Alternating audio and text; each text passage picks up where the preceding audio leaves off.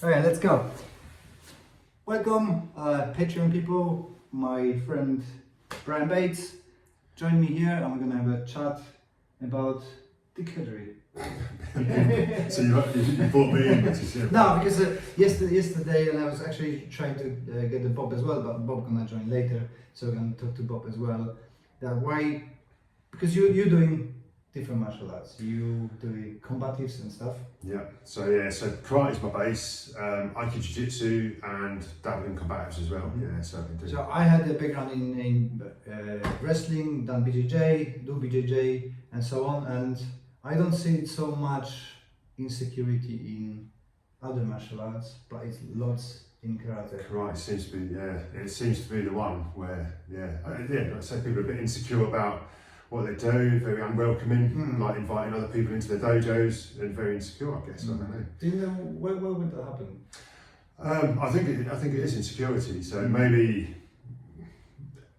not very confident with their own skill level, you know. So then, why would you invite somebody else in to perhaps be doubted on that level of skill, you know? So I think there's a bit of that, and the same with instructors not allowing their students to go elsewhere to train. You know? And I think a lot of that is, or if they go there, they might really like it, or they might find that instructor was a little bit better than me at doing this.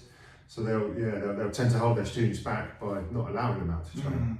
Yeah, it seems to be that, I think because we are being fed that karate is so almighty, and then when it comes to reality, people don't do much of sparring and testing, and then you see those videos, and everybody wants to avoid somebody storming the dojo and just beat the shit out of us. Yeah, I mean, I did see the video that you shared recently, and again, it's just probably lack of sparring, isn't it? Yeah, so he may have sparred only every other week, or maybe, you know, whereas it's a different. I think traditional martial arts and combat sport are quite different things. You know, so combat sport, that's what they do. They train week in, week out. Every session is putting on the gloves or rolling on the mat. Whereas traditional martial art, I think, is a broad church. There's a lot of things within traditional martial arts. So for some clubs, sparring is a really, really small part of it. Whereas I think it's an important part. You know, I think particularly after we visited you, I don't know, it was 3 years ago. So we came up with Jan, the Dragon Man, Drackman, and we came to your club, and it was a really, really pleasant environment. You know, really welcoming, and you know, we put the gloves on, and at the end of the session, we put the gloves on, half-hour sparring, which I found really valuable. And in fairness, we haven't done as much sparring, so you know, your guys was really impressive, you know, to see what skill level they was at, and I thought we need to do more of this, because we're supposed to be able to fight.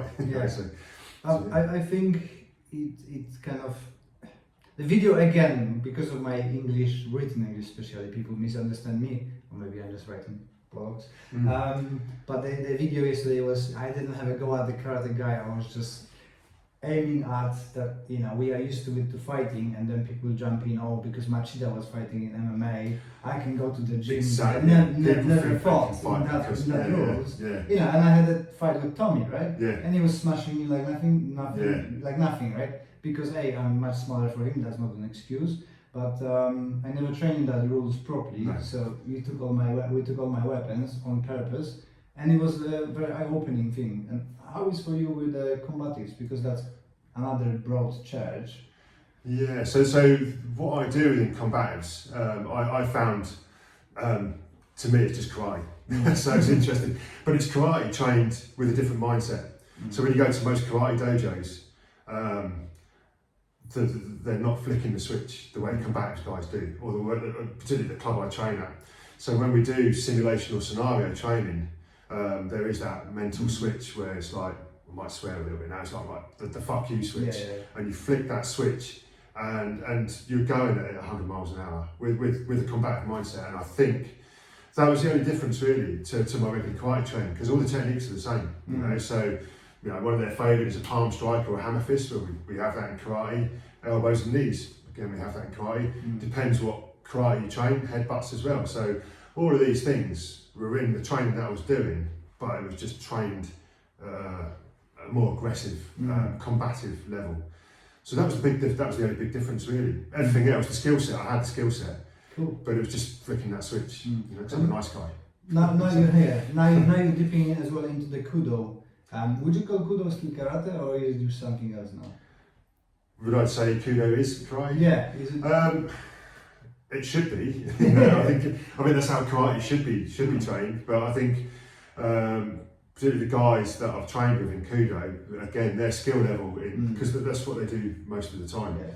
You know, so you know, as a fifth dan karateka, I've sparred with their purple belts, which is their first grade. And these guys are handy because that's what they do. You know, these guys are really good at what they do. So karate should be sparred like that. I definitely think so, but it's not. You know, and that's something missing. I think we need to do that. I think. Do you think the more sparring and realistic sparring is the remedy for dick injury? Well, it's certainly. I'm trying to think of the word. What it does, you know, the realistic sparring. It puts you. Let me back up. I don't mean realistic that you doing the eye gouging. Yeah. Realistic within the sport set you choose to compete. Yeah. If you want to go to MMA gym, you need to spar like MMA guys. Exactly. Yeah. If you do boxing, you need to do boxing, right? Is that bridging out people going to different clubs and doing more sparring like that would help with that insecurities? I think so. But again, I think the thing with karate is it's that broad church, isn't it? So some people don't join karate for that. Yeah. You know, so some people join karate for the health benefits, or like what your project, the mental health benefits. So I guess it really depends what you want. But if you want to say you can fight, I think you definitely need to be doing it. And then going out and putting your skills to the test. You know, not dojo storming, but going to join the dojo. You know, I've got a hole in my ground game. I don't have the time to take up Brazilian Jiu-Jitsu as much as I'd like to, but it's just another thing that would take up an evening of the week, and I've got a family. So I've made a compromise now, and I'm doing some sessions with Jamie Club online, which I was really surprised at how well it works. But again, you know, it's just filling the gaps. But I'm never going to be a brilliant ground fighter, but at least I have some skill. Yeah. And I would never say to people, you know, if you want to learn this ground fight, you know, to go to me, I would send them somewhere where they can do it. I think that's what it is.